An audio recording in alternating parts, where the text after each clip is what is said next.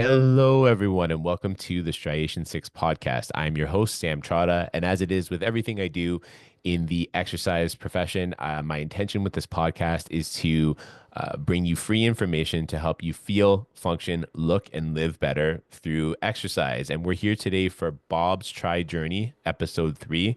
We have my friend and client, Bob Wyatt, back on the podcast, and I thought I would start this series out or excuse me, start this episode out like I did the last one with a recap of what this series is about. Since, unlike Bob's family and friends, which rumor has it is a shockingly small circle, not everyone's been following this journey down to the letter.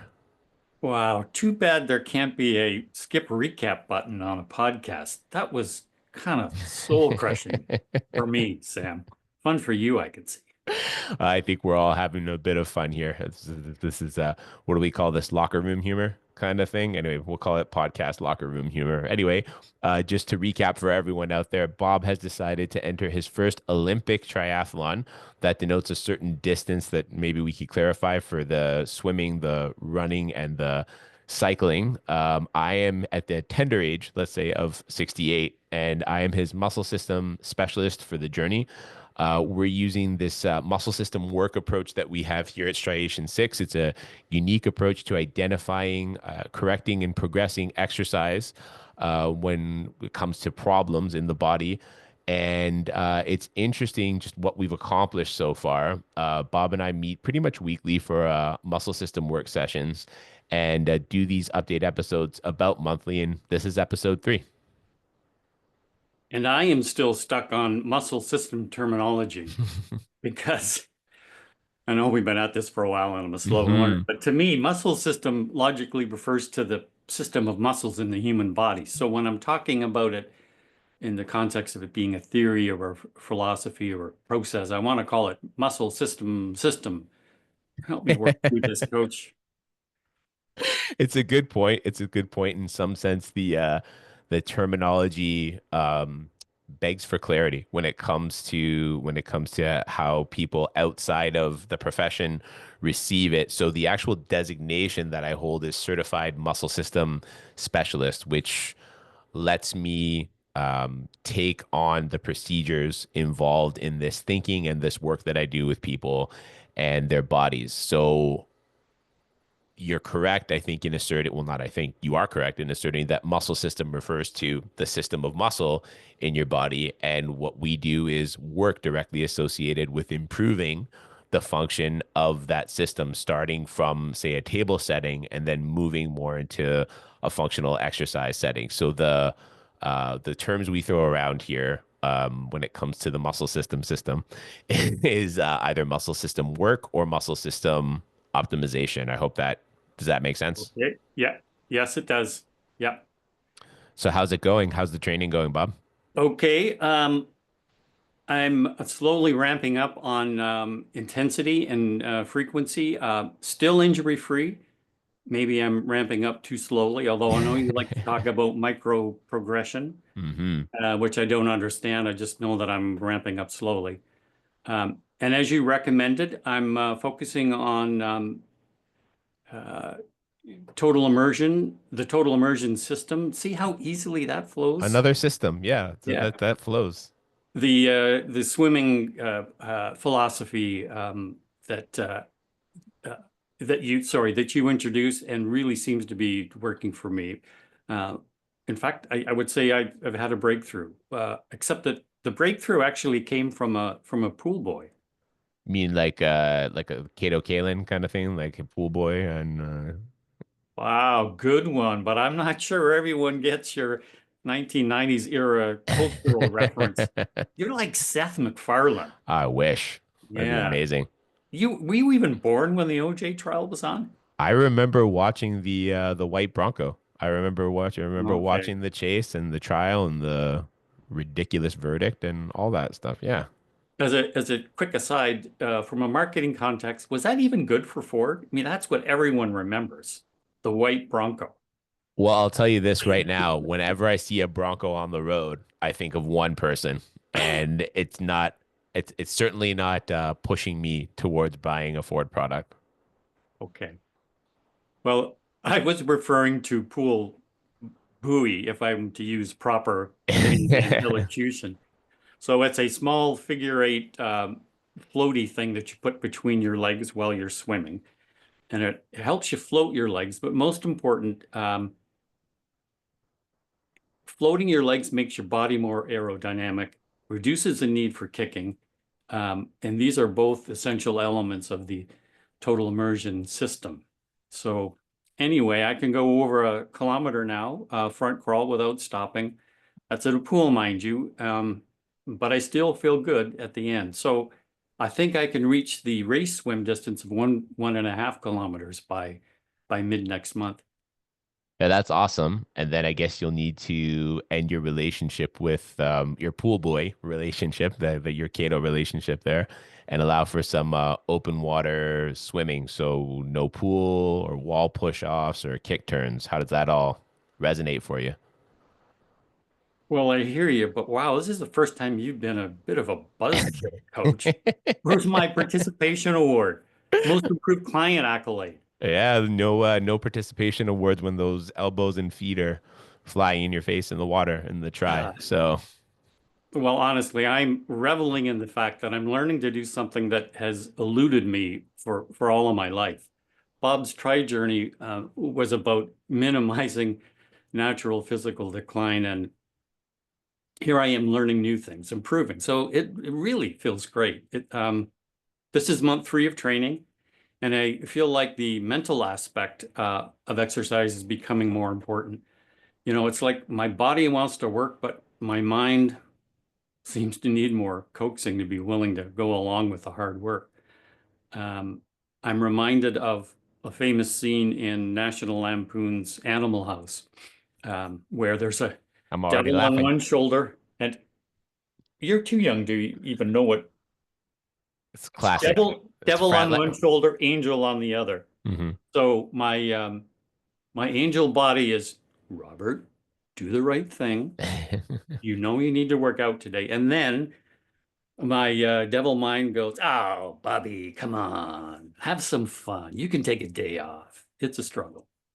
So the first thing I want to comment on with that, if it's all right, is that the name um you choose for yourself on a day-to-day basis. I know you as Bob, which is dead center between Robert and Bobby. So I guess Bob is like the perfect angel devil, the optimized angel devil mix. Does that make I, sense? I'm the real human being in the middle. You're You're the right. real. And You're the real. really great That's quite psychological something. analysis there. I Well, like yeah, it. I minored in psych. No, I didn't actually. I just but I think it's actually all kidding aside. I think it's a fairly common thing, and to especially when you are training hard. Make no mistake, at this point you are training hard. You're in the pool multiple times per week. You're still running. You're still cycling. We're doing this muscle system work stuff, and you're getting fitter so far without any negative repercussions. In fact, we've actually, not that you came in, so as a bit of an aside, Bob was it was and is a unique client for me. Typically with muscle system work, we deal with people who are in pain, who have a lot of dysfunction. And the work that I've been doing with Bob is more along the lines of I'm in no pain, but I have this rather difficult Herculean task that I'd like to accomplish. Can you help me make sure I stay out of pain as I try to accomplish it? So it's a slightly different context with this, but the work still goes in somewhat the same way. We find out where you're starting from, and we progress things from there. And that's a long-winded way of saying, if anything, your functions come up. Like you said, you've learned new skills, and the skills might be along the lines of total immersion technique swimming. It might also be, let's say, full overhead reach with your right arm and shoulder, which was something that was eluding you when we first started. And that's one of the things that we've worked on, and it's quite essential for a front crawl. So I think that's all excellent. And as you're doing this, there are going to be days where your mind says, nah, not today, not today. And what I counsel all my clients to do, and what I'm, after some recent injuries, endeavoring to do myself, is decipher between the different kinds of resistance to exercise. There are two different kinds of resistance that come from the mind. The first sounds more like, I don't want to do this today. I don't feel like it. Well, I don't feel like it. It's not good. I'm boring. It's stupid. That's the whiny. That's the Bobby. That's the Bobby. Okay. That's the Bobby. That's the Bobby that says stay in bed, have an extra croissant, watch some TV. Don't do anything particular. Don't even forget exercise. Just don't even do anything. Who needs to do anything in life? And then Robert might say to you at some point, you need to sleep. You need to rest. You need to recover. Recovering will do you better than exercising or working out today. And that's something to heed. That's some now it may mean you fully rest.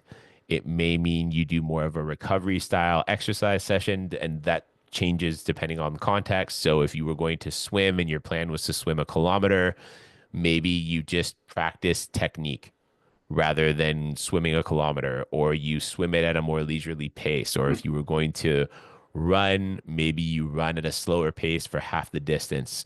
So, or like I said, maybe you sit in bed and eat croissants and take the time to just let your body rest and hit the road or the bike or the water or the weight room or whatever it might be the next day. So, to boil it all down, is it Bobby or the devil on your shoulder saying, "Nah, you don't need to do this. This is stupid and whatever. It'll be more fun to not do it."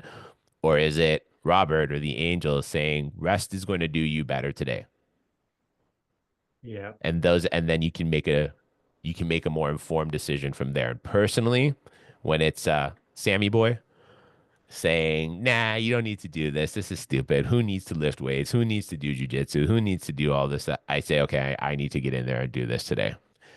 But if it's Samuel saying, "You need to rest. Recovery is going to serve you a lot better today. I should have listened to that guy a lot more than I did." And that I think has a lot of value. Okay. Nice answer. That's good. I think you're right. I just got to get used to the nuanced, slight differences in the two voices, It's uh, tough. Bobby and Roberts. Yeah, and yeah, they're close. But I got you. The whiny bit is usually you can usually pick that up. Yeah.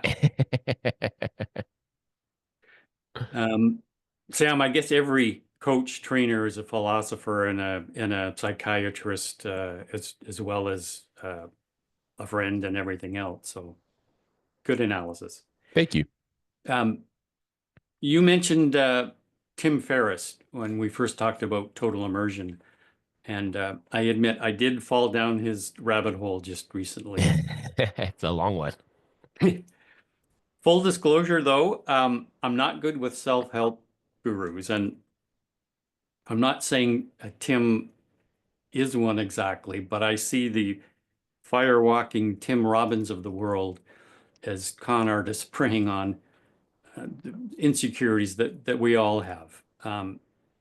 Tony Robbins is Ron L. Hubbard and Jimmy Baker. It's just that the Mm, religion is different, I think, at least in my mind.